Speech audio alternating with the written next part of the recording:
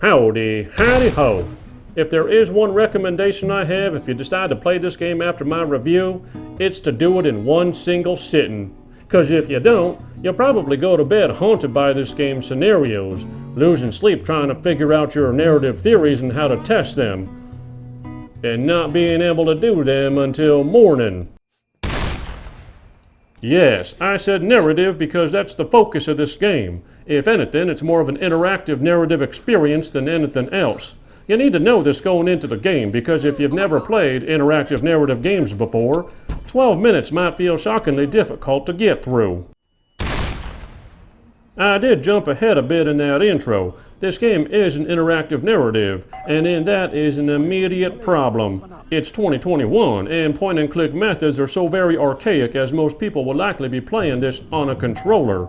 Let's get this statement out of the way immediately. Moving a cursor around the screen with a controller is terribly unintuitive.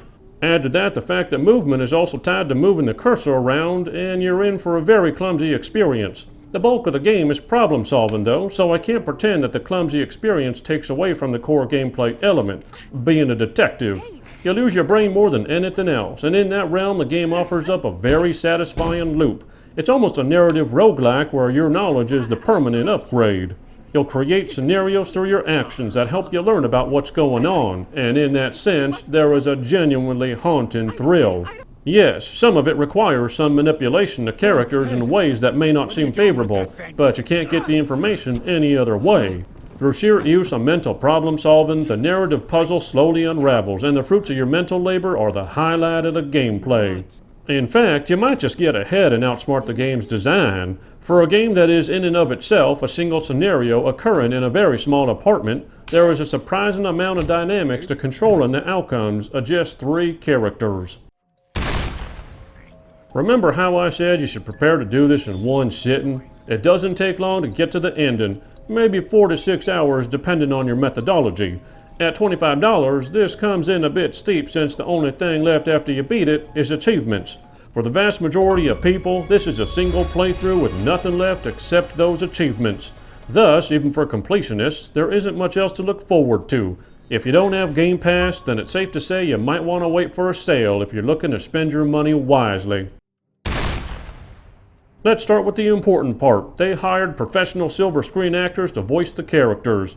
This was a waste. Only Willem Dafoe performs his part well. Both James McAvoy and Daisy Ridley are throwaways. Why they had Daisy and James use their fake American accent costs in the level of emotion and performance. Neither is convincing any more than B-grade video game voice actors. They only needed Willem Dafoe, who was clearly emotionally in it as a standout performance.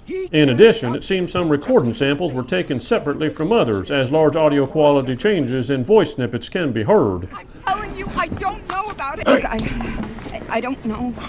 Moving into the graphical presentation is what one might call serviceable. With what other indie devs have been able to pull off, I would happily say money could have been saved by not hiring Daisy or James and putting a little more into the graphical department. Or more specifically, the animation.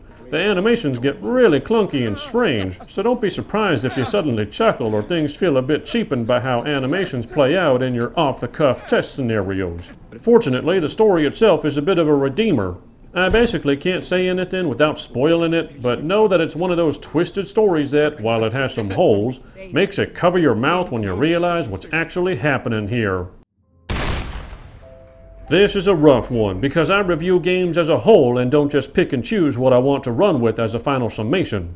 On the one hand, this game sticks with you until you finish it. The way I had to manipulate the game world and its characters is absolutely haunting, and Willem Dafoe is a standout performance in a story that is meant to have shock value and make you question decisions.